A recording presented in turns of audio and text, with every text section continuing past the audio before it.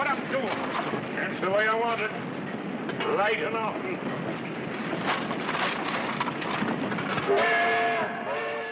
Sleepers West was a detective mystery movie from 1942, and it was the second of 7 films that starred actor Lloyd Nolan as the character of Michael Shayne, private investigator.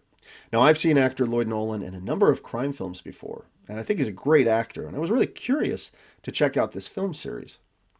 So the film also stars Lynn Bari, Mary Beth Hughes, and Don Douglas, and I thought it was really good. I'll summarize the story and then give some closing thoughts. Well, the film opens up at a train station, and we have actor Lloyd Nolan as private detective Michael Shayne. And right off the bat, he is considerably different than some of his other roles as the more serious detective character.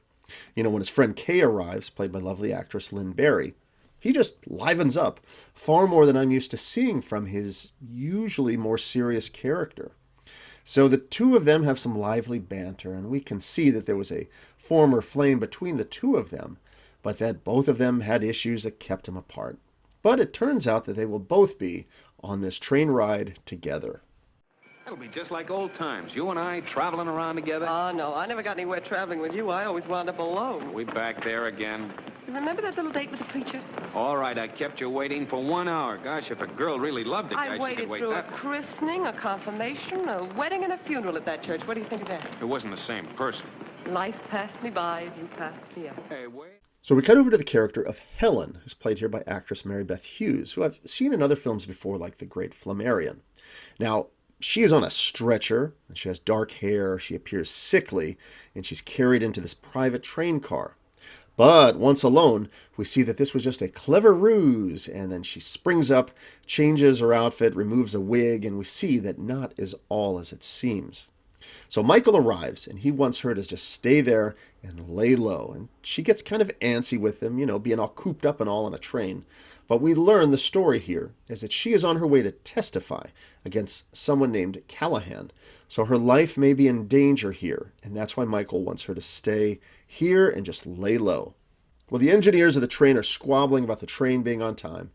And even though it's a brief scene, it's fun to see actor Oscar O'Shea, who I saw not long ago in the film Stranger on the Third Floor, get all animated about the train running on time.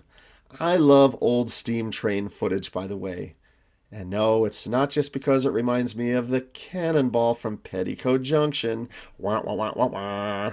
There's Uncle Joe and he's moving kind of slow at the junction. Petticoat Junction. So Michael has made sure that Helen is okay, and he heads out to the dining car, where he meets with Kay and takes a seat. But wouldn't you know it, her fiancé Tom arrives, played by actor Donald Douglas. Now Tom's a lawyer, and he's going on about his boss running for governor and so on, and yeah, Michael doesn't like this guy at all. Now, there are some other shady characters on the train as well that we'll learn more about as we go, including George, played by Edward Brophy, and Carl, played by Don Costello. They seem to have an interest in this important passenger as well. And hey, check it out, it's actor Manton Moreland, who has a brief role in this film as a train attendant. I've reviewed several of his films before. He's a great actor. So the character Everett, played by actor Louis Jean Height, is on the train, and he's got a lot of money with him for some reason. But why? And he goes walking in the train and just happens to stumble into Helen's room. Lucky guy. Well, she sees this as an opportunity to get some drinks from the guy. So she manages to kind of keep him around and talk with him. And so much for Michael's instructions to, keep it low key and keep the door locked. Now, Kay, we see as a reporter. And she knows there's some kind of scoop going on in this train about this Helen character. And she tries to trick Michael into telling her what's going on. It's actually a funny bit as he kind of plays along with her, pretending there's a girl in his room when there actually isn't. Things are further complicated when Kay gets her sleeve stuck in the door of a storage compartment. Oh, Porter, would you... Well, Llama. Well, how'd you ever get up there? Well, don't stand there like a dog. Get me down. You know, I bet that's hard to do, isn't it?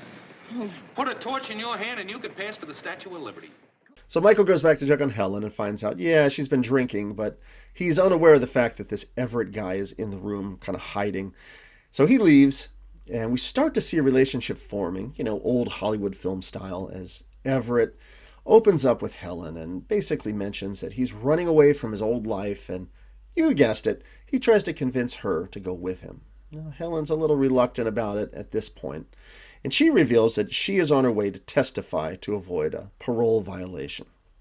Now, meanwhile, one of the porters has discovered accidentally that this Everett character has brought a bunch of money with him, and the character George, who we find out is a railroad detective, thinks there might be an embezzler on board, so he thinks something fishy's going on. Now, trying to analyze this film, does it feel like the story is kind of all over the place? Yeah, it was kind of hard getting my notes together on this, but I'm trying to summarize it as best I can. So if this is like your favorite film in the universe and I'm misrepresenting it, I'm sorry, okay? So the character Carl goes to talk to Michael, and he wants to know, where is Helen? And when he refuses, well, Carl draws a gun on him. However, ideal timing, the train is heading along and can't stop in time to avoid hitting part of a truck that's on the tracks. And the effects of this amazing model train are just awesome.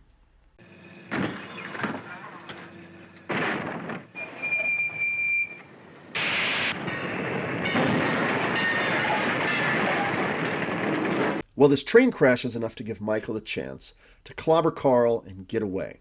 So obviously the train has come to a stop at this point, and Kay has found Helen and is talking to her and learns a story of what's going on with her character.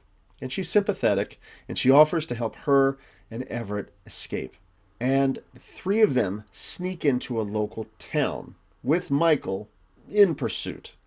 Now, as we near the end of the movie, I'm not going to give the final reveal, the final spoilers. You know, what will happen? Will Michael catch up with them? Will Helen return to testify? Okay, you have to watch the end of the movie for yourself. But let me wrap up with some closing thoughts. Sleepers West was produced by 20th Century Fox, and it was directed by Eugene Ford.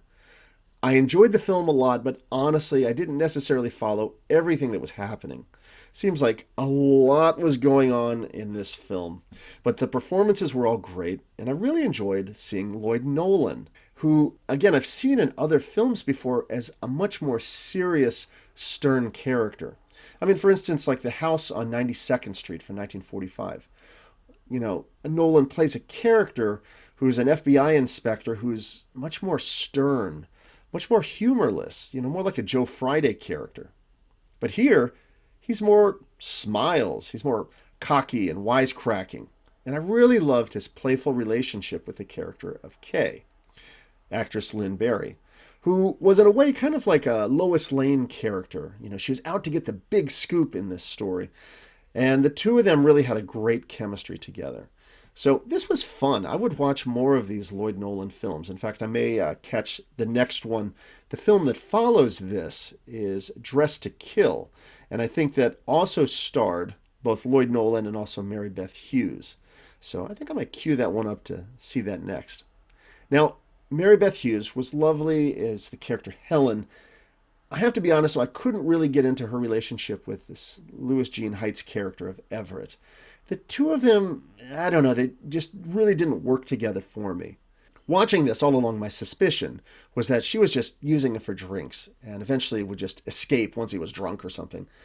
But then suddenly, no, the film tells us that there's this relationship with the two of them, and I just couldn't completely believe it. Maybe it's just me. And there's also the fact that I think the actress was 22 years old here, and he was closer to 40.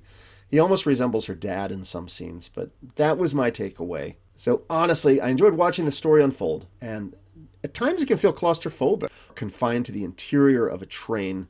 Even after reading the plot synopsis on TCM, I'm still not completely clear on what the story was, but I still enjoyed it. If for nothing else than Lloyd Nolan, who I think is a great actor and anything cinema related to crime. So it was still a good film, and I really did enjoy it. So this Michael Shayne character was new to me. Now, he's a private detective. He was created in the late 1930s by writer Brett Halliday, a pseudonym of Davis Dresser.